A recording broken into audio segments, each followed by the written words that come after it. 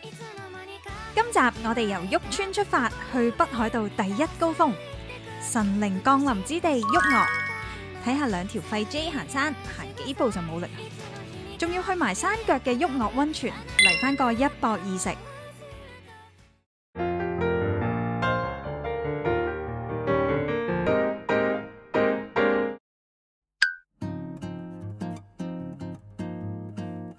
旭岳標高2290米，係亞洲第7高嘅活火山，比起我哋之前去過嘅亞蘇火山再高多500米。我哋今次上山嘅地方喺大雪山國立公園入邊。大雪山國立公園係日本面積最大嘅國立公園，範圍包括成個大雪山山脈。由旭川市出發，大概1個鐘嘅車程左右，去到旭岳溫泉隔籬嘅纜車站旭岳站，之後再搭纜車上山，去到知見站大概10分鐘左右啦。快速買飛一張幾多錢啊3200來回咁3200佢有單程嘅，單程就2000 yen 咯。咁來回都係俾多1000 yen 左右啫。係啦，咁係有啲貴啊，安興360咁嘅價。係咯，但係呢個纜車只係坐10分鐘嘅啫。好短嘅就應該坐。大雪山山脈自古以嚟都係被北海道嘅愛奴族視為神聖之地，因為山上有個地熱噴氣孔，長期彌漫住硫磺煙霧，俾人嘅感覺就好似步入咗神明嘅領域。愛奴族原住民認為呢度呢就係神聖降臨之地，所以得名神之庭園。大雪山顧名思義係一個冬天完全俾大雪冰封嘅地方，呢度冬天都可以行嘅，但就需要好專業嘅裝備。冬天嘅旭岳係滑雪勝地，好多人會嚟呢度滑雪嘅。但係呢度嘅滑雪呢，主要就係滑 backcountry 或者 off piste， 基本上都係中高手限定。我哋呢啲萬年初學者真心搞唔掂。等到春暖花開，大雪完全融化之後呢，就會出現一番完全唔同嘅景象。去到6月左右，就會出現一條1.7公里嘅步道，叫旭平周邊散策路。由知見站開始，沿途經過夫妻池、知見池等等嘅大小湖泊，行一個圈返到去知見站呢，大概1個鐘左右啦。條路線呢比較容易行，唔會大上大落斜。我哋呢啲廢 J 都可以試下挑機。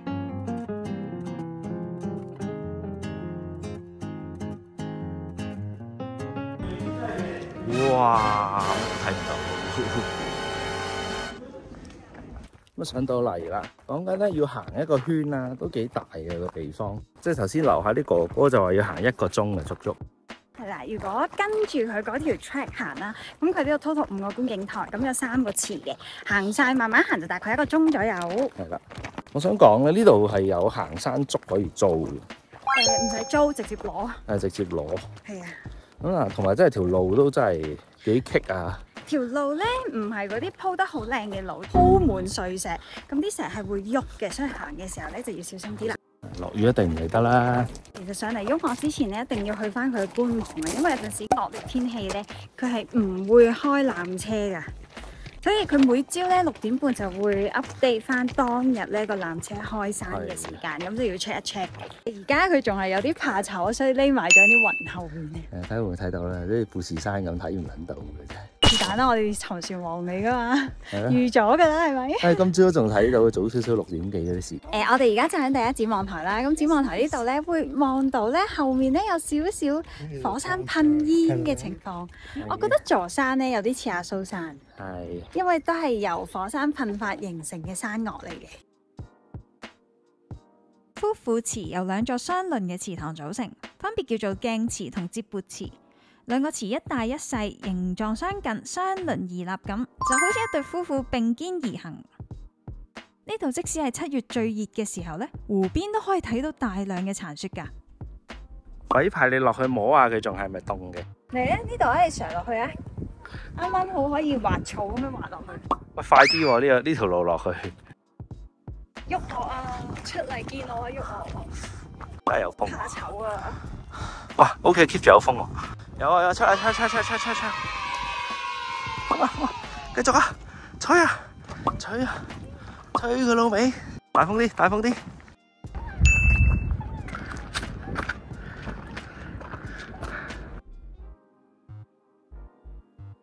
旭岳係座幾活躍嘅活火山嚟啊！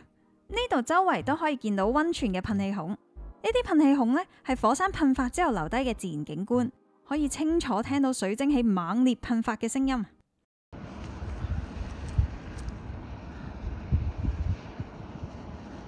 起風啦！哇，好震撼喎！喺呢度睇佢啲煙好勁喎，越嚟越大風啊！係啊，其實上到嚟佢嘅風都幾大㗎，係啊，希望快啲吹走啲迷霧。知見池係鈷藍色嘅火山湖，呢個湖係呢條路線最近旭岳火山嘅湖。天氣好嘅話呢，池水可以完美反映出旭岳嘅山峰。呢度係成條路線最靚嘅位嚟啊！如果天氣狀況好嘅話呢，就記得先嚟呢度打個卡先啦。你知啦，山上嘅天氣呢，每分鐘都變緊啊！呢一分鐘烏雲密布，下一分鐘就天朗氣清噶啦，執生啊各位！以為咧就夏天冇好多花啦，咁佢都係好多花，但係啲花咧就全部好細棵細棵咁樣嘅，一個5毫子咁大嘅係啦花，係啦。咁但係就佈滿成個山頭。今日就天氣就爭少少啦，個山頂都睇唔到嘅。佢個天係 O K 嘅，藍天嘅，但係就唔夠大風，佢吹唔走咧。佢個山頂係咁噴嗰啲煙出嚟咧，咁佢唔夠大風就吹唔走。頭先有一下就大風吹走晒，咁啊睇到一半個山咁啦，但係就 keep 住都唔係話睇晒咁樣樣咯。頭先咧喺嗰個纜車站上面等車嘅時候咧，都會見到啲攝影師影呢個旭岳嘅風景啊。其實佢真係一年四季都有唔同嘅景色，係好好睇嘅。咁我自己就覺得啦，首先呢個纜車嘅車飛咧係偏貴少少嘅，3200蚊嘅 round trip 一個大人啦，咁即係對翻港紙都百幾蚊噶啦，8、6、7蚊。所以如果要上嚟嘅話，就真係要睇個天氣啦，係真係天氣好先好上嚟。一係就再早啲嚟，我今朝起身影上嚟都見到其實冇乜雲嘅啫，但係嗰陣時係6點幾。係啊，所以真係要睇天氣咯。咁你話靚唔靚呢？我覺得呢個風景好靚嘅，重點就係氣温好舒服去行山啊。條山路少少凹凸不平啦，咁要留意一下你隻腳踩嘅位置，唔好拗柴，唔好跌親咁樣樣啦。除此都咬。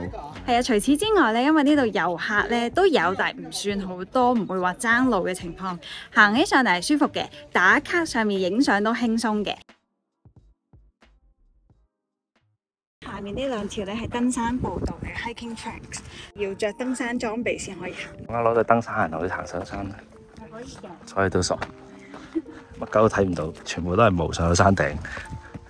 如果高手仲可以由知見之池出發登頂，不過呢條路呢係冇完整嘅道路嘅，而且呢滿布岩石、火山灰，所以呢係需要更加多嘅專業登山裝備。由纜車知見站出發去到山頂，距離大概5公里，來回呢要5個鐘嘅。我哋既然嚟旅行，就行條最簡單嘅路線就好啦。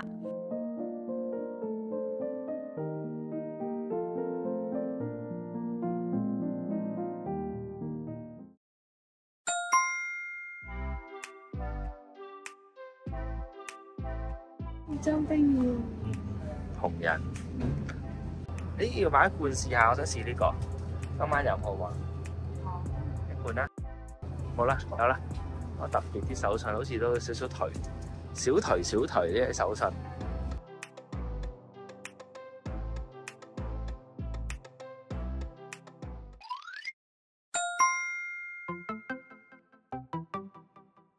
大雪旭岳源泉係上大雪山嘅必經之路，泉源經由肥沃嘅土地過濾出豐富嘅雪山水。附近嘅東川町呢係一個冇自來水管嘅鄉鎮，長年呢都係飲呢啲天然嘅大雪山水嘅。自駕嘅話呢，就記得嚟呢度攞啲靚水飲，或者攞支水做手信啦，好有特色啊！你知啦，冰島嘅冰山水呢，隨時都賣到幾千蚊支噶嘛。得呢度有2個泉可以攞嚟裝咯，出面都有嘅。出邊係啲居民一箱箱嘅泉水攞翻。係啦，我哋就入到嚟個源頭，再攞啲源啲咧。大雪岳源水啊，靚到痹，即刻飲噶喎，真係飲得噶喎。一條毛毛蟲啊，我喺度爭水飲。哇，好凍啊！啲水0到4度嚟噶喎，唔使雪噶喎，真係雪水嚟噶喎。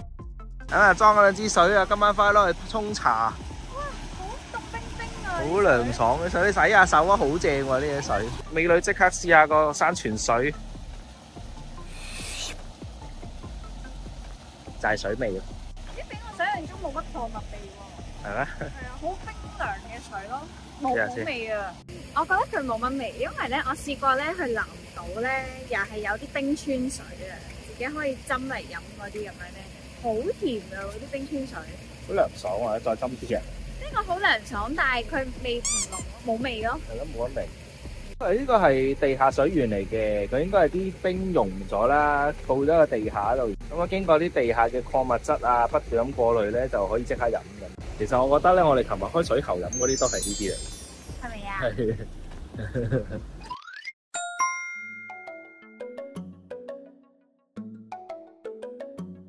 嚟咗呢個大雪山國家公園咧，真係好凍啊！好凍喎，真係高咗幾百米。所以咁嘅天氣浸溫泉係 O K 嘅。行完旭岳大雪山，就要浸翻個旭岳溫泉。今晚咧，我哋就會住翻山腳下面嘅 La Vista 大雪山。今次咧就會入到嚟呢個旭岳啦，咁就係住溫泉旅館住一晚嘅。以呢個溫泉旅館嚟講咧，呢間房就真係細啦，主要就係有2張床啦，跟住有個偏廳咁樣嘅。咁嚟到呢個位置咧，首先就有個壁爐啊，真定假㗎？呢我覺得係真嘅。佢應該 disconnect 咗，應該有火嘅冬天。呢度好有嗰種超和嘅洋式嘅 style 啊，係啊，係啊，即係嗰啲咩哈爾同城堡呢啲。係啦。你嘅 pantry 啦，咁都幾好喎，佢個 pantry 有個星盤嘅喎。好多時都入好啲靚茶葉俾你噶嘛，呢度就茶葉都普通茶包仔，有冇零食啊？海爾嘅雪櫃。Oh my god！咁呢邊入去咧就係浴室，都係得一個位洗手咯，偏細其實都。後面就係佢浴室啦，咁就係 shower 嚟嘅。佢呢度咧係有3個太設風呂嘅，咁就唔需要 book 嘅。咁你經過見到有空室咧，就可以入去用噶啦。咁佢就24小時都開嘅。咁咧但係要沖個涼先咯。冇錯，因為裡面係冇沖涼嘅設施。呢一間酒店最正嘅咧，就一定係呢個太設風呂。呢度嘅太設風呂有3個，有露天噶啦、室內噶啦。重點係唔使 book 又唔使加錢，去到見到冇人咧就可以入去用噶啦。怕醜人士恩物啊，超正呢！而家咧就喺其中一間太設風呂入邊。咁呢個旭岳溫泉咧，其實就係一個硫酸鹽嘅泉質嚟嘅，佢就係透明啦，帶少少青色，佢就對呢個消除肌肉疲勞啊，或者對腸胃病嘅治療咧都有功效嘅。出發，Go！好似雪雀咁，會見到飛鼠飛嚟飛去。好得意啊！哇，呢個好得意啊！呢個佢係可以坐低同企喺度嘅，應該，係咪啊？係喎。企唔企到咧？研究下先。企唔到嘅喎，企唔到嘅，只可以坐咯。係咯。即係吊起佢或者坐咯。飛鼠啊！呢隻好得意喎，呢隻係揼囉柚，喂，好舒服啊！有冇興趣？揼揼鬆。俾佢啄啊！我俾佢痛唔痛啊？但係啄得好舒服。揼兩嘢試下，嘢試下。OK 喎，幾舒服喎真。OK 喎，幾舒服。佢如果有聲就仲搞笑。晚餐嚟到呢間 Nono 食意大利餐，想食日本嘢嘅話呢，隔離有間哈兒鍋獸人燒，即係北海道嘅打邊爐。獸人燒呢就即係獵人嘅燒烤，全部呢都係用翻當地嘅食材嘅。我哋冬天嘅時候去咗大沼公園嗰間學雅酒店，食咗個法國餐，覺得超好食喎，所以呢，今次都專登揀咗去食西餐。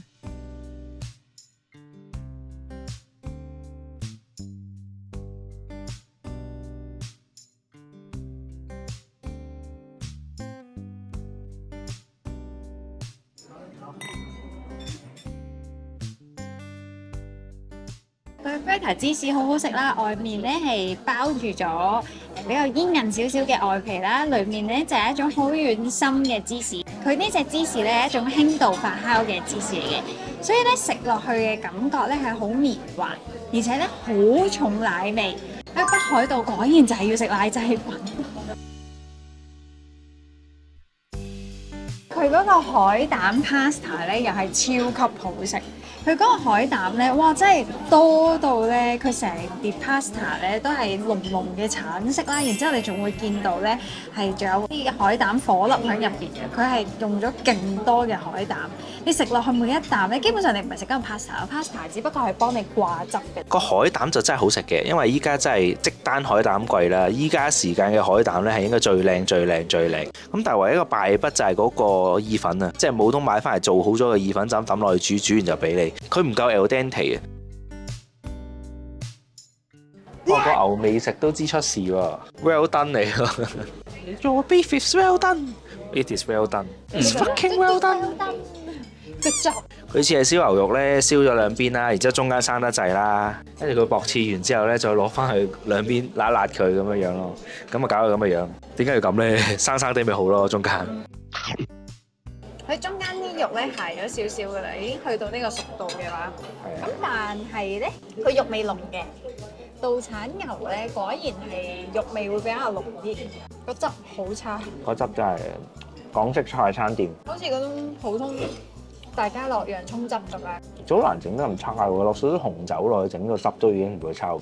佢肉咧，其實我覺得真係可以做好啲嘅。呢隻肉咧，佢本身肉係有油花，中間有油嘅。佢唔係煮到咁樣過晒籠啦，同埋佢厚切翻少少，再攞去燒咧，唔會搞到咁鞋口。兩個主菜咧就係嗰個魚啦，同埋個牛咧，我都覺得係唔好食。咁就係啲前菜就好食啦，個芝士好食 ，pasta 好食，個麵包都好好食，個湯都好好飲。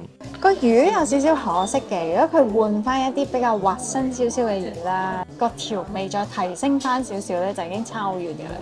好食嚟講，我覺得上次學雅食嗰間好食啲。學雅反而係啲主菜做得好。以呢個價錢嚟講，我覺得可以接受嘅，因為我哋咁樣 last minute 去 book 啦，大概港紙一晚都係3000幾蚊嘅啫。咁可以食到咁樣嘅 dinner 咧，我覺得其實唔差㗎啦。不過有進步空間。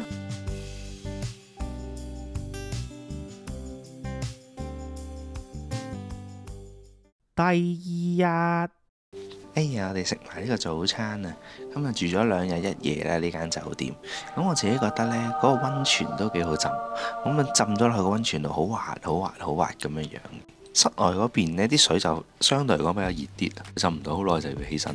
咁室內嗰個呢就相對嚟講冇咁熱嘅。呢個天氣我覺得浸室內嗰個開窗係 OK，一浸室外嗰個呢就真係太過熱啦。因為佢正常嗰水溫係比呢個冬天啦落晒雪咁嘅人浸。溫泉之後呢，如果上翻去大浴場嗰邊呢，佢有個雪櫃，咁可以食雪條嘅。係啦，琴日都拍咗2條雪條，呢度就入到嚟有啲 snacks 啦 ，welcome snacks 啦，咁啊浴場出面有雪條啦，咁啊有免費拉麵食啦，都幾多免費嘢食嘅，咁啊保證你入到嚟一定食到飽到傻咁樣走。係，可能呢一個真係 La Vista 嘅傳統嚟嘅，就算之前去草津嗰度都係一樣啦，唔同嘅時段都有啲免費嘅嘢食。係嘅，頭先食咗個早餐啦，咁個早餐我反而覺得，咦，好似好過個晚餐。而呢個早餐 buffet 嘅標準嚟講呢，佢係唔錯嘅。首先就係佢用翻好多道產嘅食材啦，例如係啲薯仔啊、粟米啊、蔬菜啊等等啊，全部都係嚟自呢度嘅。早餐最特別就係嗰個熱溶芝士刮落啲菜度，咁啊芝士野菜，咁呢個係我都第一次喺早餐度見到有得食啲咁嘅嘢，或者第一次喺早餐有清酒飲。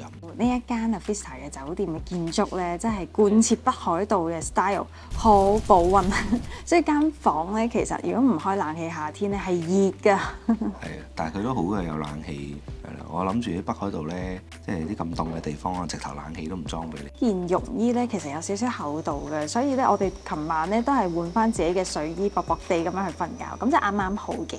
同埋咧，佢呢度嘅酒店咧係可以自己喺出邊咧揀自己想用嘅枕頭，咁佢款式都幾多嘅，你真係可以壓下佢，感受下邊個啱你，咁就去揀翻相應嘅枕頭啦。咁我琴日都揀咗個自己嘅枕頭，我瞓得好舒服。整體嚟講咧，最後 last minute book 3000零蚊，咁啊出到嚟個 quality 都唔錯。